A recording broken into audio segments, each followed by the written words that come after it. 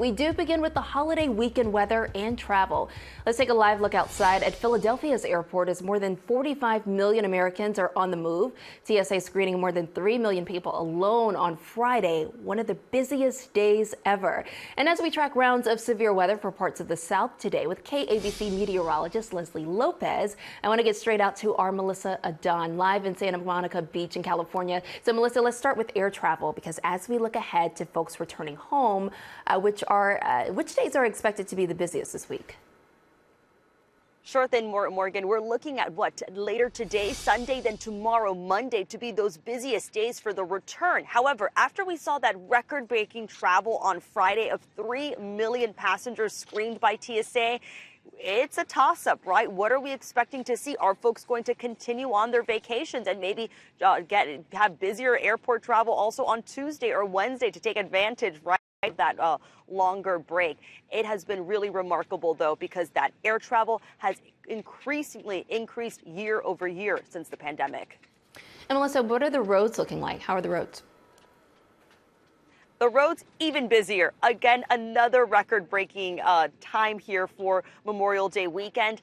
It is actually 39 million people estimated to be hitting the roads and have already gotten now to their destination. But also that return, that's the estimation by AAA, is expected to also be pretty packed. Out here in Southern California, we had our arteries heading over to Las Vegas and then, of course, down to San Diego.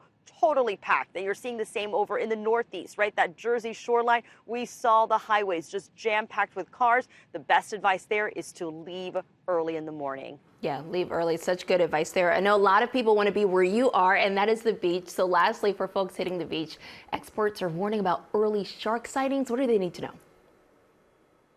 Yes, this is something that's really key, right? This is that time of year again. We have shark sightings. We see them all across our country, right? From Hawaii, here in California, to Florida, and over in New York. What's really interesting, what we're seeing over in New York is a drone program that they have to spot sharks in the water. And that is an effort to keep people safe on the beach, working with lifeguards to do that. It's pretty impressive, but we are also kept our eyes out as well for any shark sightings in Florida. The best advice there, listen to your lifeguards when they whistle, when they have their have their flags out. Make sure you pay attention, Morgan. Yeah, such good warnings. Melissa Dunn, thank you so much.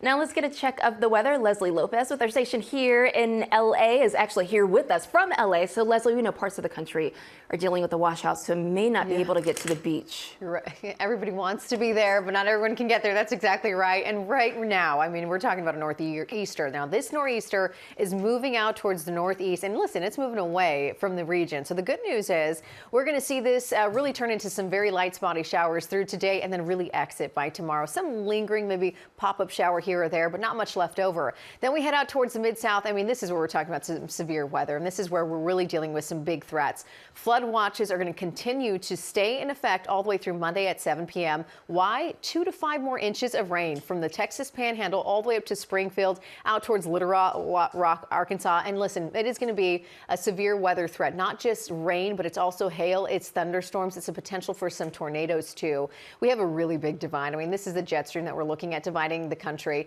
Cooler than normal air to the north, warmer than normal air to the south, and this is going to last all the way through Tuesday, so the pattern holds for a little while longer. Over to you, Morgan. All right, thanks, Leslie.